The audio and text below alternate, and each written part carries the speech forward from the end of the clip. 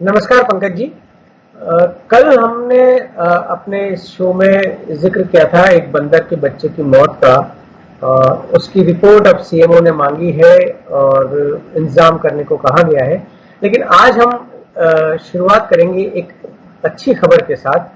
Sariska tiger reserve की एक खबर है और वहां पे जो बाघिन है ST12, उसने 3 शावकों को जन्म दिया है एक साथ। ये खबर बहुत बड़ी है। इसकी वजह यह है कि 2004 में सरिस्का से टाइगर पूरी तरह गायब हो गए थे। उसके बाद कोशिशें चलती रही कि वहां पे रिवाइव किया जाए टाइगर पॉपुलेशन को, और ये रणथंभौर से टाइगर्स जो है वो वहां पे शिफ्ट किए गए, लेकिन बात शुरू में बनी नहीं और कई टाइगर्स गायब भी हो गए, 2-3, और उनकी मृत्यु भी हो गई कुछ की।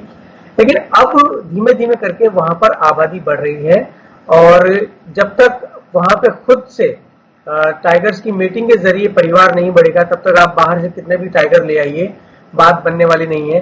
तो ये एक बड़ी खबर है और इसकी वजह यह है कि राजस्थान बहुत कुछ डिपेंड करता है टूरिज्म पे, और राजस्थान के टूरिज्म में बहुत बड़ा हाथ रहा है रणथंभौर और सरिस्का टाइगर रिजर्व का। देश दुनिया से लोग यहाँ पर आते हैं और कई दिन ठहरते हैं टाइगर्स को देखने के लिए। तो ये एक अच्छी खबर राजस्थान के लिहाज से।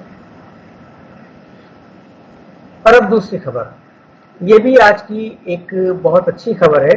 पहले राजस्थान का भीलवाड़ा एक मॉडल था जिसका देश और दुनिया में जिसकी चर्चा हुई।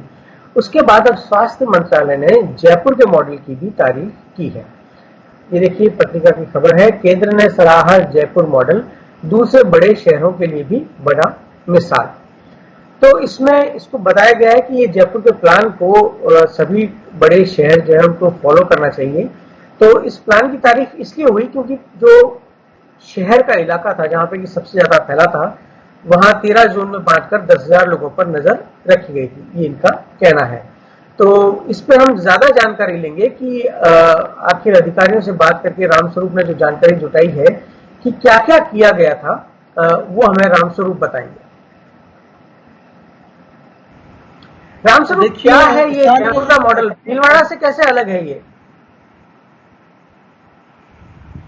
देखिए, प्रदेश भाजपा बार बार भले कितनी बुराई करे सरकार की, लेकिन हकीकत यह है कि जितने भी कदम प्रदेश सरकार द्वारा उठाए गए हैं, खास तौर पे रेड जोन इलाकों में जहां पर बहुत ज्यादा संख्या में जो है मरीज पाए गए हैं, वहां पर जो कदम उठाए गए हैं उसकी तारीफ केंद्रीय स्वास्थ्य मंत्रालय बार बार करता आया है। अभी जिस तरह से जयपुर शहर एक तरह से कोरोना बम बना हुआ है, जयपुर का रामगंज इलाका, परकोटा इलाका, जहां पर कम से करीब 2,000 की संख्या में कोरोना पॉजिटिव पेशेंट पाए गए हैं, वहां पर जो प्रयास किए गए, यानी कि एक तो उसके बाहरी इलाकों में बहुत कम संख्या में वायरस को जाने दिया, मतलब फैलाव जो है उसकी बहुत कम कर दिया गया।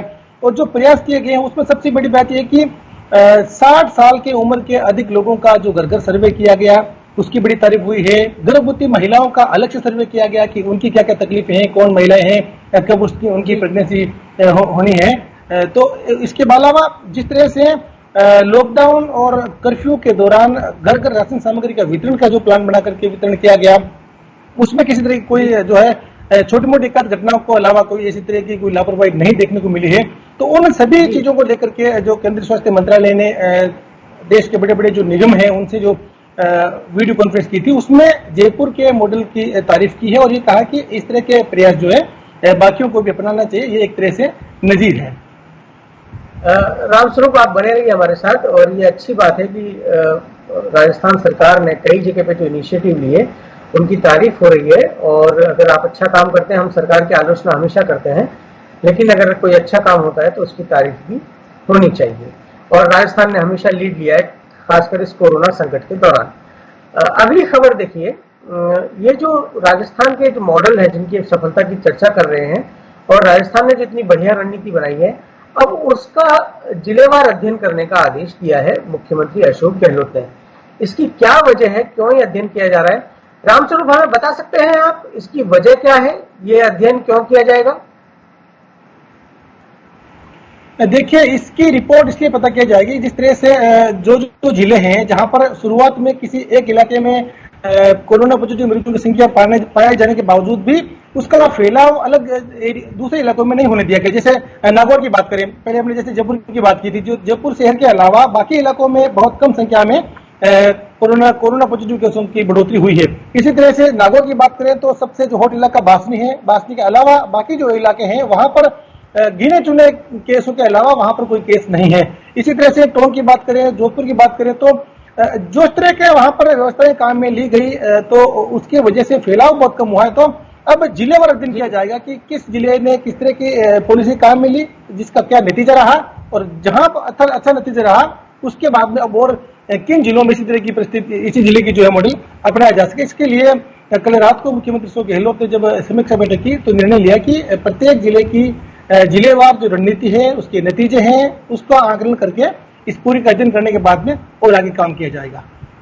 चलिए रामस्वरूप, आप नजर बनाए रखिएगा इस खबर पर आगे क्या होता है। बहुत बहुत शुक्रिया आपका इस तमाम जानकारी के लिए।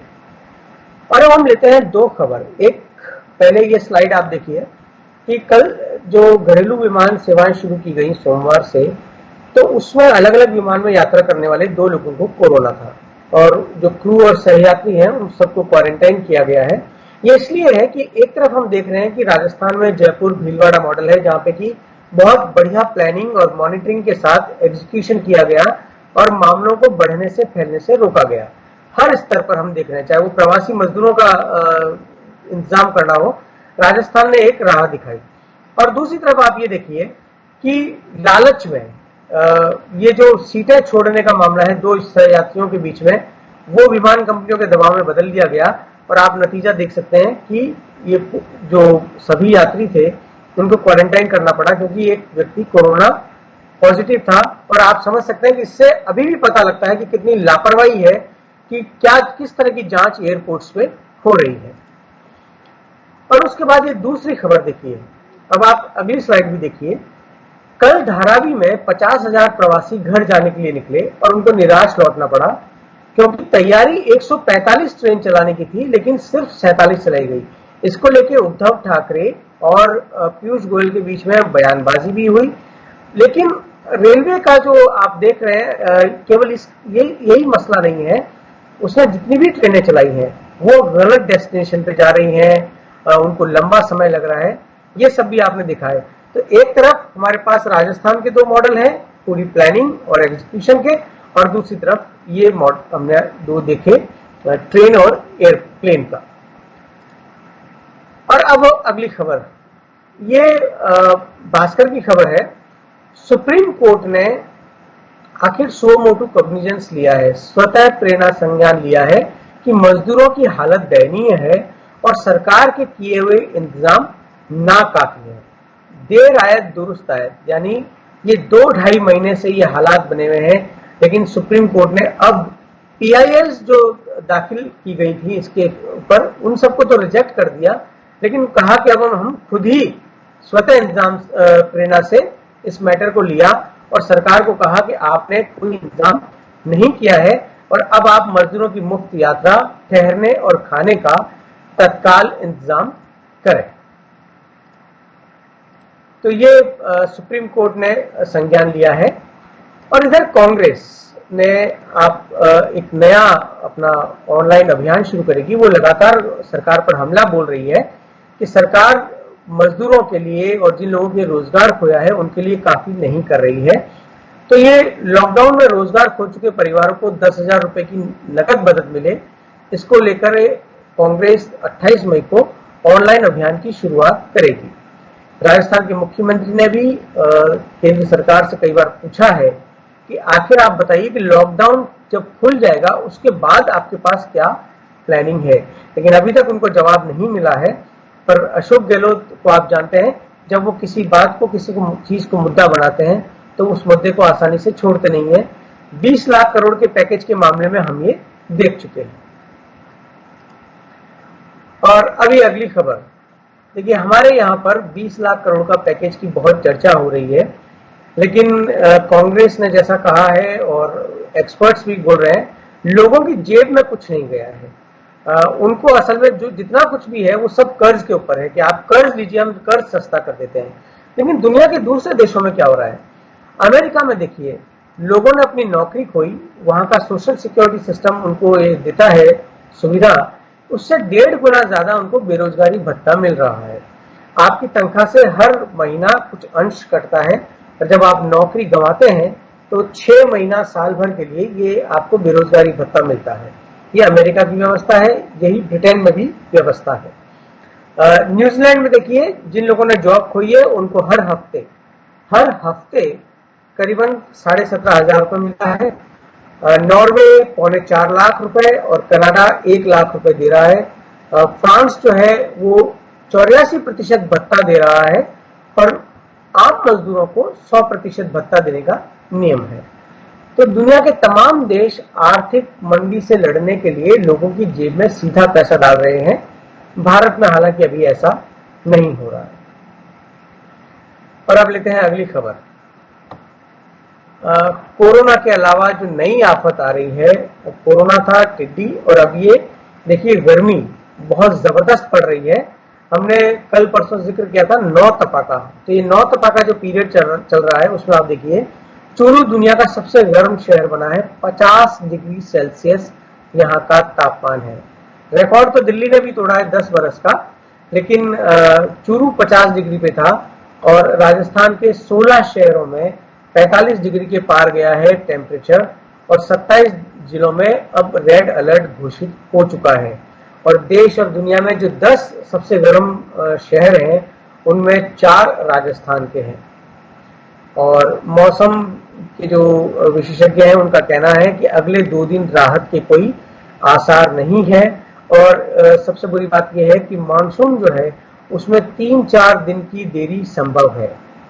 और एक छोटी सी खबर ये देखिए कि गर्मी इतनी है कि सीकर में पेट्रोल पंप बंद करने पड़े हैं क्योंकि आग लगने का खतरा है। और ये अगली खबर आप देखें, लॉकडाउन में लोगों को भले ही परेशानी हो रही हो, लेकिन सरकारों को थोड़ा आराम मिल गया है। आप ये देख ही चुके हैं, हमने कई बार जिक्र किया है कि anti labour law, anti farmer law ये सरकारें लेके आई हैं।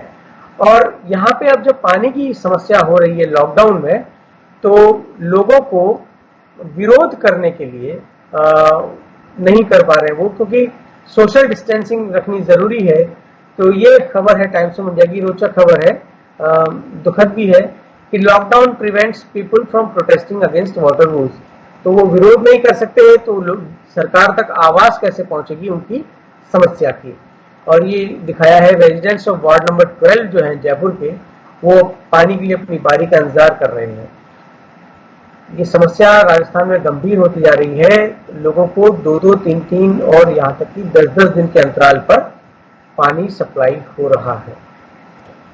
और आज की आखिरी खबर, ये महाराष्ट्र से है, और यहाँ पर जो गठबंधन सरकार है उसके बारे में कल से चर्चाएं हैं कि वहां सब कुछ ठीक नहीं चल रहा है। कल राहुल गांधी का जो एक बयान था कि हम वहां पर निर्णायक भूमिका में नहीं है, हम समर्थन दे रहे हैं, निर्णयों में हमारी कोई भूमिका नहीं होती है। उसके बाद लगा कि सब कुछ ठीक नहीं चल रहा है।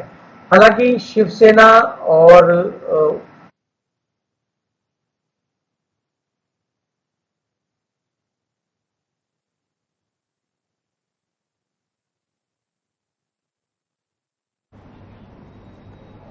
तो महाराष्ट्र में गठबंधन सरकार की नैया डगमगा रही है, ऐसा कहना है राजस्थान पत्रिका का। राहुल गांधी के बयान को लिया है इन्होंने, जिसमें उन्होंने ये कहा था कि महाराष्ट्र में हम सरकार को समर्थन दे रहे हैं, निर्णयों में हमारी भूमिका सबसे अहम नहीं है। अभी एक सामान्य बात है या फिर इसके तमाम राजनीतिक निहितार्थ संभव हैं, ये भविष्य तय करेगा। फिलहाल राजस्थान पत्रिका ने ये सुर्खी बनाई है।